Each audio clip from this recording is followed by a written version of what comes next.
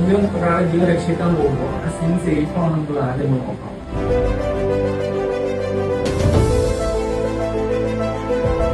ഏതൊരു നിമിഷത്തിലും വളരെ അത്യാവശ്യ ഘട്ടത്തിലും ഉപകാരപ്പെടുന്ന ഒരു ക്ലാസ്സാണ് നമുക്കിന്ന് കിട്ടിയത്. ഷോക്കിംഗ് ഒക്കെ വന്നപ്പോ നിങ്ങൾ കേട്ടിട്ടുണ്ടോ ഇപ്പൊ ലേറ്റസ്റ്റ് ആയിട്ട് നമുക്ക് ഈ ഒരു കേക്ക് കഴിച്ചെന്നൊക്കെ നിങ്ങൾ ആലോചിച്ചോ, കേക്ക് കഴിച്ചാലൊക്കെ എങ്ങനെ ആൾക്കാർ മരിക്കുക?